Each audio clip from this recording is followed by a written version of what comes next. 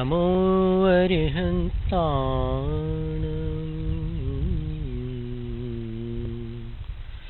नमो सिद्धाणं नमो आयर्याणं नमो उवज्झायाणं नमो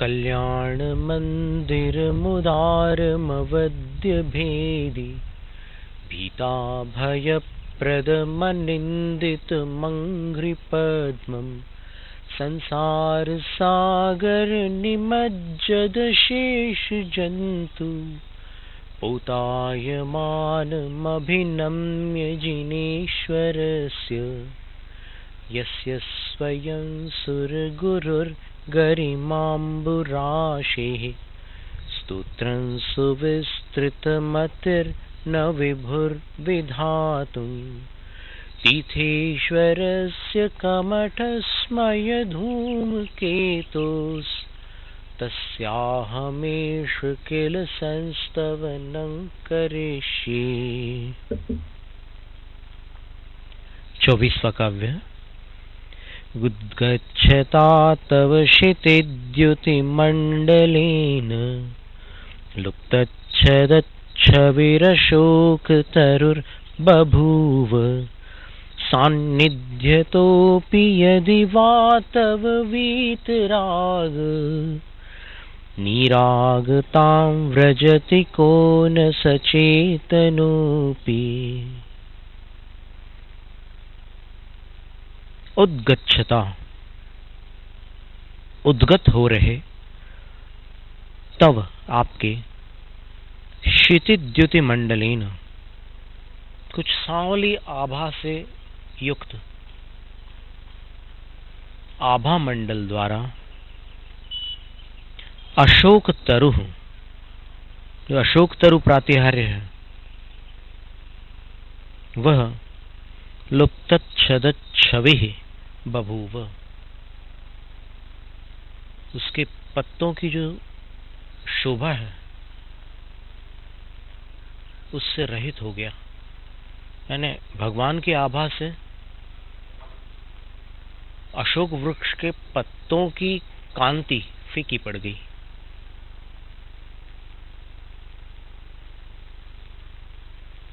अब अशोक तरु में जब नए पत्ते आते हैं, जो लोक में प्रसिद्ध अशोक तरु है, तब वो कुछ लाल वर्ण के होते हैं और लाल वर्ण राग का प्रतीक माना जाता है।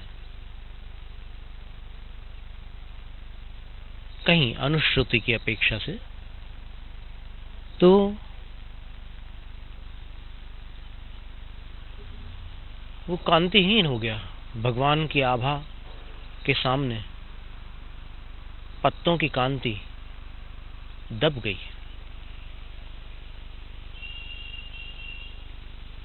तो हे प्रभु वीतराग, आप तो वीतराग हैं। सो हे वीतराग, विशेषेण इतो गतो रागो यस्मात्स वीतरागः, जिसमें से विशेष रूप से राग इत हो जाए, गत हो जाए, चला जाए, नष्ट हो जाए, व्यतीत हो जाए, उसका नाम वीतराग है।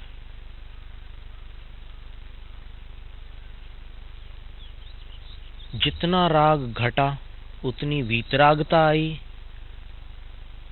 ये जैन सिद्धांत में मान्य नहीं है, क्योंकि राग का अस्तित्व ही समाप्त हो उसको वीतराग कहा।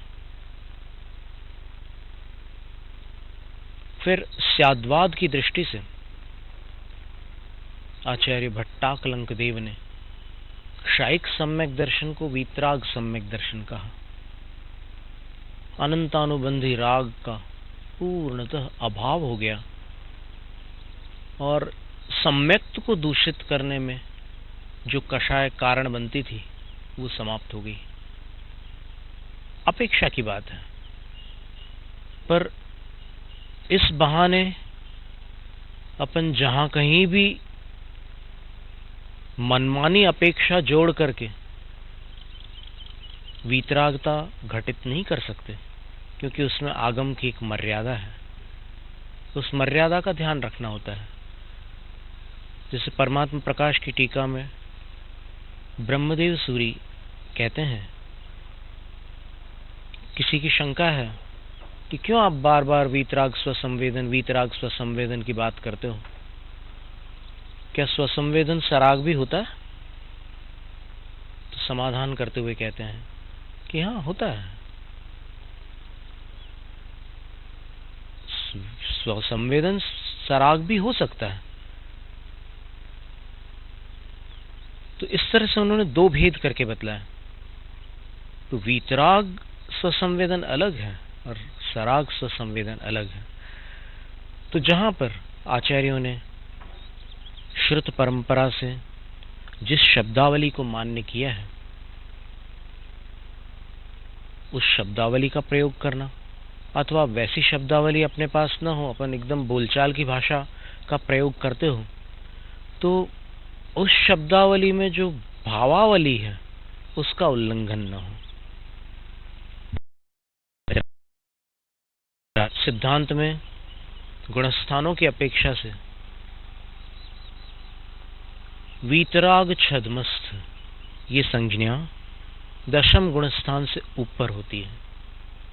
यानी जहां पर राग का, मोहनीय का पूर्णतः उपशम हो गया हो अथवा पूर्ण क्षय हो चुका हो, वहां पर उस गुणस्थान को वीतराग संज्ञा प्राप्त है सिद्धांत में, षट्खंडागम आदि में। और फिर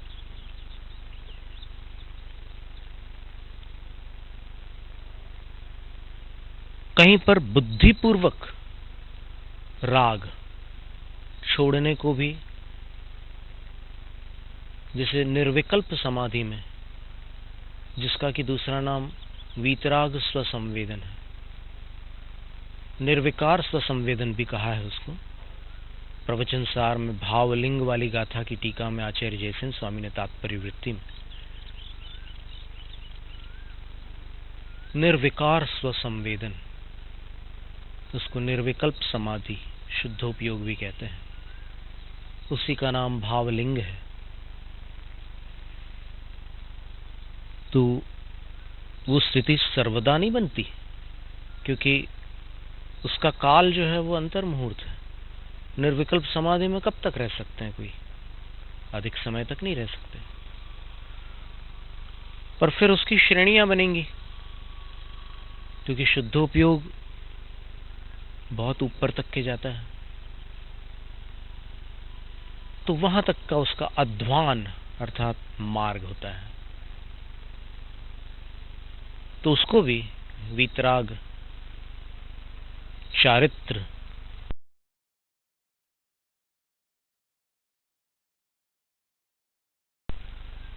यहां पर जो वीतराग संज्ञा है भगवान की, वो तो सिद्धांत की अपेक्षा से राग का क्षय करने वाली वीतराग है। तो हे भगवान, हे वीतराग, आपके आभा मंडल से, और आप चूंकि सांवले हैं तो फिर सांवले के प्रति प्राय राग कम होता है।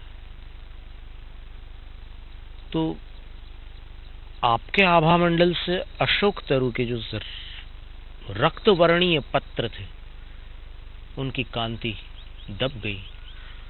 तो आपके सानिध्य से भी यदि ये स्थिति बनी है, तो अशोक तरु तो पृथ्वी के परमाणुओं से रची हुई एक रचना है जो भगवान के केवल ज्ञान वृक्ष की प्रतिकृति के समान है, और एक प्रकार से जड़ जैसा है।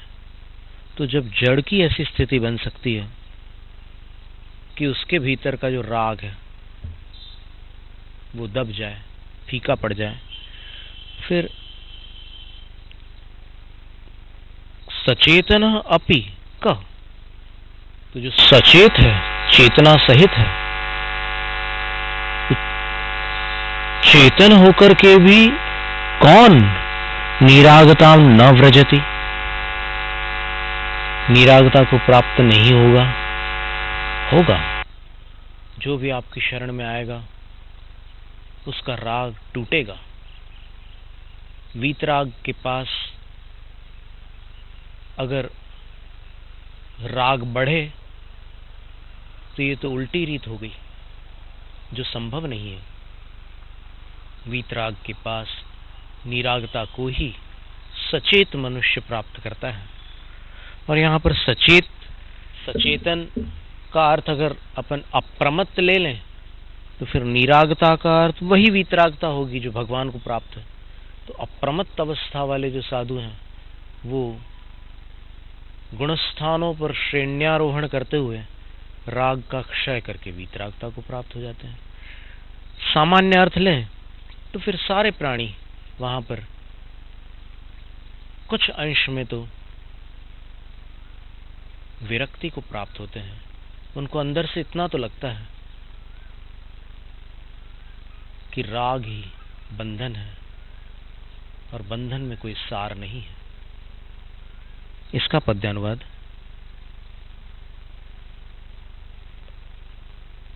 ये जो भामंडल होता है इसके बारे में थोड़ा सा बता दें। ये एक आभा जैसी होती है और कुछ लोगों को दिखता भी है भामंडल। पेड़ पौधों के आसपास भी एक हल्की सी रोशनी नजर आती है। पक्षियों को ऐसे ऊपर उड़ते हुए देखो आकाश में, ऐसे बैठे होंगे तो फिर तो थोड़ा कठिनाई होगी देखने में, लेकिन ऐसे ऊपर देखो और थोड़ा अपन शरीर और मन को शांत करके देखो तो फिर उन पक्षियों के आसपास एक भूरा रंग दिखाई देता है। जैसे अभी ये पक्षी उड़ते हुए जा रहे हैं तो उनके आसपास पीछे अगर आसमान हो तो फिर एक भूरा सा रंग दिखाई देता है। और फिर आज तो एक रूस का वैज्ञानिक हुआ था किरलियान, उसने फोटोग्राफिक प्लेट में विद्युत प्रवाहित करके चित्र खींचा तो फिर चित्र उस वस्तु का नहीं आया, एक प्रकाश का आ गया। और प्रकाश की आकृति उस वस्तु जैसी थी। जैसे पत्ते का चित्र उसने खींचा तो पत्ते के स्थान पर वैसा ही एक प्रकाश आ गया। फिर उस फोटोग्राफी को आज काफ़ी डेवलप करने के बाद अब तो एडास कैमरास भी आ चुके हैं, advance digital aura scanning camera. तो उसमें जब फोटोग्राफ्स लेते हैं तो फिर अपन दिखते तो हैं हल्के फुल्के, लेकिन आसपास अलग अलग तरह की आभाएं दिखती हैं। कैंसर के रोगी के अंदर कुछ अलग रंग दिखाई देते हैं, आर्थराइटिस वाले के अलग रंग दिखाई देते हैं, और स्वस्थ मनुष्य के अलग रंग दिखाई देते हैं, शांत अवस्था के अलग रंग दिखते हैं, ध्यानावस्था के अलग रंग दिखते हैं, आध्यात्मिक मनुष्य के अलग रंग दिखते हैं। सब अलग अलग तरह के रंग उसमें कैप्चर हो जाते हैं। तो ये आभा सबके पास है, लेकिन भगवान की जो आभा होती है वो सूर्य चंद्रमा की उपस्थिति को महसूस नहीं होने देती। वो आभा करोड़ों सूर्य के समान तेजस्वी होकर के भी चंद्रमा के समान सौम्य होती है, और उस आभा को देखने वाले को अपने 7 जन्म उसमें प्रतिभासित होते हैं। जैसे दर्पण में अपना चेहरा दिखता है, भगवान के आभा मंडल में अपने 7 जन्म दिखते हैं। पद्यानुवाद।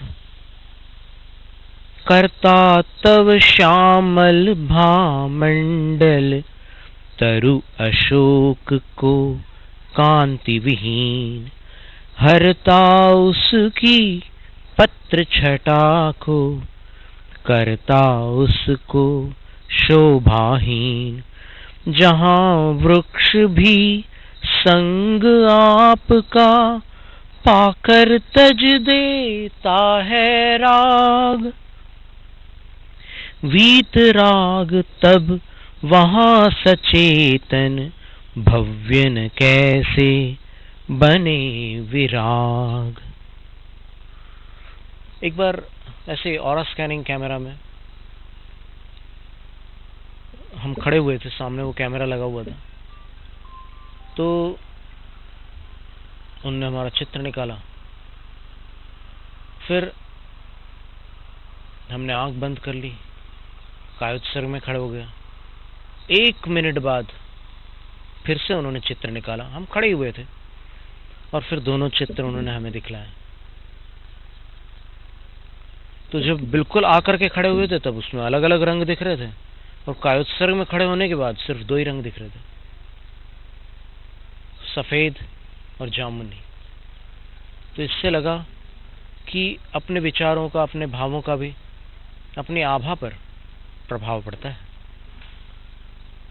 जैनम जयतु शासनम, जैनम जयतु शासनम, जैनम जयतु शासनम।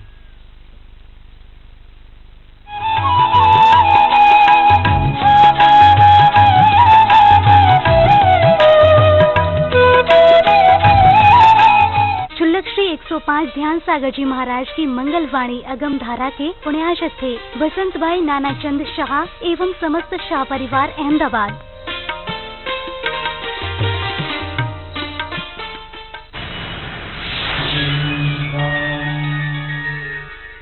दिव्य शक्ति चारित्र चंद्रिका परम पूज्य गणिनी प्रमुख आर्यका शिरोमणि श्री ज्ञानमती माताजी की पावन प्रेरणा से विश्व इतिहास में प्रथम बार भारत के पवित्र सिद्ध क्षेत्र ऋषभगिरी मांगी तुंगी में अखंड पाषाण से निर्मित हुई भगवान ऋषभ देव की 108 फीट उतंग प्रतिमा, जिसने बनाया विश्व में अनूठा कीर्तिमान और अंकित हुआ गिनीज वर्ल्ड रिकॉर्ड में। अद्भुत प्रतिमा का नाम। आप भी एक कलश आरक्षित कराकर तेजस्वी और अद्वितीय प्रतिमा का 30 जून तक प्रतिदिन महामस्तकाभिषेक कर ले सकते हैं धर्म लाभ।